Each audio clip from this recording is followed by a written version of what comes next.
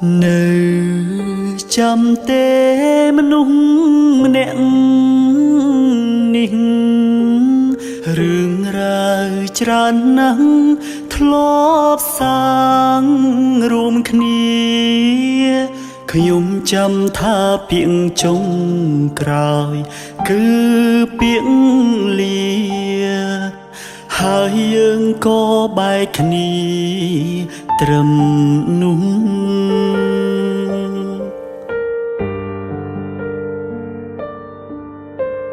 ព្យាយាមខំបំភ្លេចកិច្ចពីអតីតខំបំភ្លេចរឹតនឹកកិច្ចច្រើនលើសដើមគ្រប់វិនាទីពេលដកដង្ហើមក៏ចាប់ផ្ដើមនឹកគេ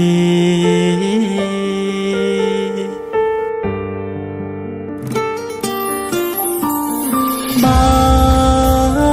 មានឱកាសចង់អបកាយគេទួងក្នុងនាមជាអ្វីក៏បានដែរ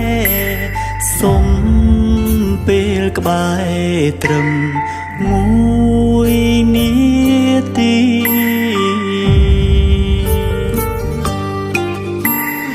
នឹកអូនខ្លាំងណាស់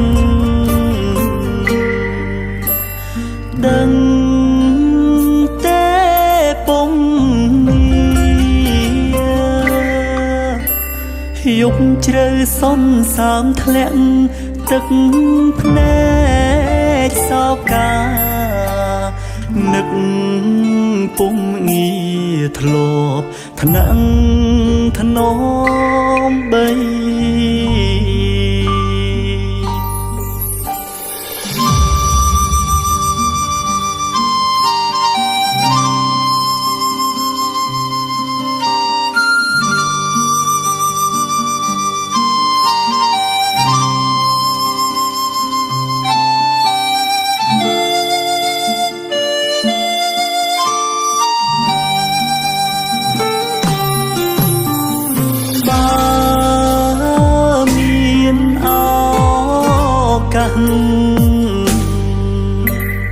ចង់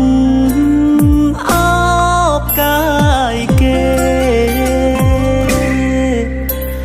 ទួងក្នុងនាមជាអ្វីក៏បានដែរសុំពេលក្បែរត្រឹមមួយនាទី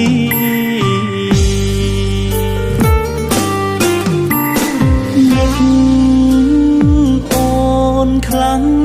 ណាស់ដឹងទេពុំនេះយប់ជ្រៅសន្សាមធ្លាក់ទឹកភ្នែកសោកានឹកពុំងាធ្លាប់ថ្នាក់ថ្នមបី